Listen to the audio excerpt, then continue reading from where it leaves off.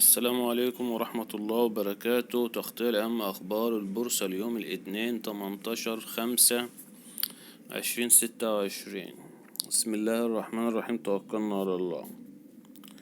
قاصر تبيع مليوني سهم في العربية للمحابس بقيمة 17.8 مليون جنيه. قاصر تبيع. طيب العربية المحابس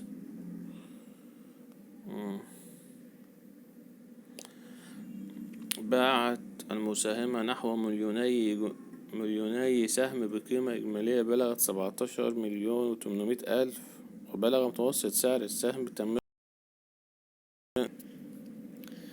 قرش للسهم الواحد بحسب بيان الشركة المنفذة كايرو كابيتال في إفصاح لبورصة مصر اليوم. وانخفضت النسبة الإجمالية للمساهمة من مجموعات مرتبطة بها جهاد السيد صابر السيد بنسبة 3.63% من 9.80% قبل البيع إلى 7.14% بعد تنفيذ الصفقة التي جرت بتاريخ 17/5/2026.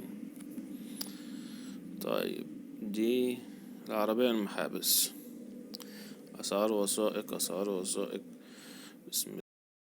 السهمين يقفزين أكثر من 13% رغم تراجع البورصة المصرية. أداء أبرز 10 أسهم. طيب نشوف السهمين دول مين. وعلى صعيد الأسهم المرتفعة، تصدرها المصرية للمنتجعات السياحية وام بي للهندسة الصعود بنحو 13.35 و13.20%. تمام. جهينة تستهدف الوصول بصادراتها إلى 100 مليون دولار بنهاية 2026. القيمة السوقية لبورصة مصر تخسر 31 مليار جنيه بجلسة يوم الاثنين. بورصة مصر تعمق خسائرها بالختام بضغط مبيعات عربية وأجنبية اللي بيبيعوا. مساهم يبيع 13 مليون سهم في جو جرين بقيمة 22 مليون جنيه. لسه بتبيع في جو جرين؟ حرام عليكم يا جدعان والله. مساهم مين ده اللي قاعد بيبيع ده؟ ده وصل ل100. ده السهم ده اترمى يا جدعان من 7 دور. لا حول ولا قوة الا بالله. وباع المساهم نحو 13 مليون سهم بقيمة إجمالية بلغت نحو 21 مليون، قول 22 مليون، ببلغ متوسط سعر بيع هو قاعد بينزل في السهم 169 قرش جنيه، قول جنيه و70 قرش للسهم الواحد بحسب الشركة المنفذة كايرو كابيتال في إفصاح لبورصة مصر اليوم الاثنين. وانخفضت النسبة الإجمالية للمساهم من المجموعة المرتبطة من 64% إلى 63% بعد تنفيذ الصفقة. طيب ماشي، هما شكلهم والعلم لله عايزين يفطسوا السهم ده وياخدوه من تحت. جولدن بيراميدز تكشف مستجدات نزاعها القضائي مع أوراسكوم لإنشاء وتحالف المقاولين. جولدن بيراميدز تكشف مستجدات نزاعها القضائي مع أوراسكوم للإنشاء وتحالف المقاولين. طب نعرف كده تفاصيل بسرعة على الخبر. طلبت الشركة في دعوى ببراءة ذمتها في كافة المبالغ المقضي بها بموجب حكم التحكيم الصادر عن مراكز القاهرة إقليمي التحكيم الدولي بتاريخ 17 ديسمبر 2014 في الدعوى رقم كذا لسنة كذا، وذلك لاقتضائها بالوفاء الكامل وإلغاء الحجية والقوة التنفيذية للحكم الصادر لذلك الحكم، مع إلزام المدعي عليها أوراسكوم واتحاد المقاولين بعدم التعرض لشركة جولدن بيراميدز بلازا أو للغير من المدنيين لها بأي نوع من أنواع التعرض حاليا أو مستقبلا. تمام ماشي. تراجع مؤشرات بورصة مصر بمنتصف الثلاثيني يقلص خسائره. طيب بورصة مصر يعني الليلة كانت على 70 النهاردة. بورصة مصر تعلن مواعيد وتفاصيل طرح قرة لمشروعات الطاقة. طب نشوف بقى قرر الطاقة دي اللي اخدة ترند شوية. أوضحت البورصة في بيان المتعاملين اليوم الاثنين أن الطرح يشمل بحد أقصى عدد 247 مليون سهم، التي تمثل نسبة 11% من إجمالي أسهم رأس مال الشركة، 11% من الشركة، حيث يتم تحديد سعر الطرح عند 2 جنيه 97 قرش للسهم الواحد. وتتوزع كميات الطرح على شريحتين رئيستين وفقا للمواعيد التالية. شرح أولا شريحة الطرح الخاصة للمستثمرين المؤهلين.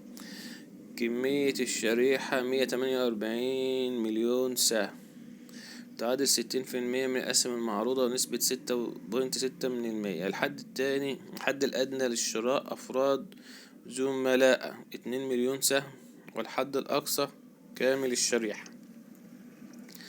الحد الأدنى للشراء مؤسسات وأشخاص اعتبارية 5 مليون سهم، والحد الأقصى كامل الشريحة. فترة تسجيل الأوامر تبدأ من يوم الاثنين 18/5/2026 وتستمر مدة 5 أيام وتنتهي بنهاية يوم الأحد 24/5/2026. شريحة الطرح العام، أيوة، كمية الشريحة 99 مليون سهم، تعادل 40% من الأسهم المعروضة ونسبة 4.4 من رأس مال الشركة. حدود طلبيات الشراء بحد أدنى 1000 سهم وبحد أقصى 1,000,000 سهم للمستثمر الواحد.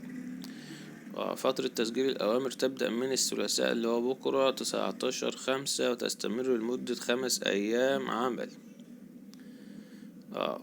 فترة تسجيل الأوامر بنهاية يوم الاثنين 25 مايو. دول الأفراد العاديين. تمام. قرر المشروعات الطاقة.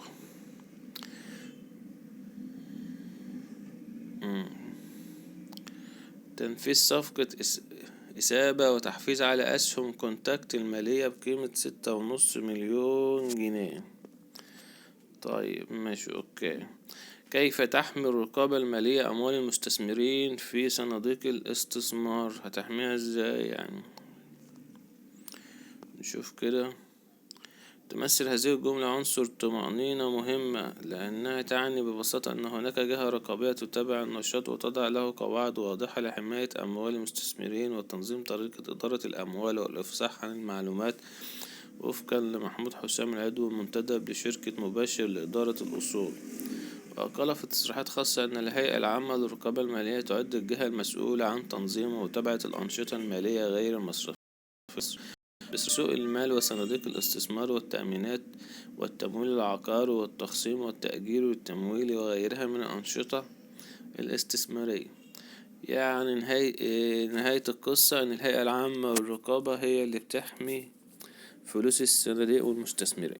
طيب، تراجع مؤشرات بورصة مصر اليوم بالتعاملات الصباحية الثلاثينية يهبط 52,000 نقطة. طيب، تروجان وأوراسكوم للإنشاء تاني كده. تروجان وأوراسكوم للإنشاءات تؤسسان شركة لمشروعات البنية التحتية للمياه. سهم أوراسكوم المالية قبضة يقترب من تأكيد اختراق نموذج إيجابي. أسعار وثائق. سهم كوبر للاستثمار على الزخم الصاعد أعلى المتوسطات المتحركة. سهم كوبر استثمار يحافظ على الزخم الصاعد أعلى المتوسطات المتحركة. مطاحن شمال القاهرة تبيع أرض ومباني مخازن شبرا بسعر 20,000 جنيه للمتر. طيب، أرباح إيديتا تقفز 98% لتتخطى 852 مليون جنيه خلال الربع الأول. أرباح النصر الأعمال المدنية تتراجع 36% خلال الربع الأول من 2026. بورصة مصر تعلن نهاية حق وموعد توزيع كوبون السويدي إلكتريك. طيب، الخبر كده بسرعة، ربما الخبر ده يعمل زخم على السهم. تمام. أعلنت بورصة اليوم موعد نهاية حق وتوزيع وبحسب إفصاح يوم الاثنين تنتهي الحق. بحسب إفصاح يوم الاثنين اليوم ينتهي حق في التوزيع النقدي لشركة السويدي إلكتريك بنهاية جلسة عمل يوم الاثنين 1 1 يونيو اللي هو 1/6. ومن المقرر بدء توزيع الكوبون بواقع 185 جنيه 85 قرش للسهم الواحد اعتبارا من يوم الخميس الموافق 4 يونيو 2026. يعني اللي السهم هيبقى معاه يوم 1/6 هيبقى له الحق في الكوبون اللي هو قيمته جنيه 85 قرش.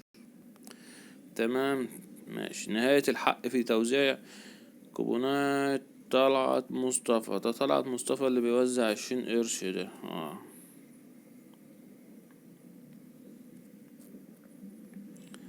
طلعت باشا مصطفى. من المقرر توزيع الكوبون رقم كذا بواقع 30 قرش السهم الواحد على أن يتم صرف المساهمين على قسطين متساويين. كمان قسطين؟ انت جاي على نفسك ليه يا عم طلعت؟ 15 قرش يبدأ صرفه اعتبارا من 21/5/2026. والقسط الثاني 15 قرش يبدأ صرفه اعتبارا من 30 يوليو 2026. ماشي يا عم طلعت، جزاك الله خير. مطورين العرب تقر زيادة رأس المال بمليار جنيه وتعديل نظامها الأساسي. طيب تفاصيل الخبر ده مع بعض يا جماعة. قررت شركة المطورين العرب القابضة زيادة رأس المال المصدر المدفوع في ضوء انتهاء من المرحلتين الأولى والثانية في عملية الاكتتاب.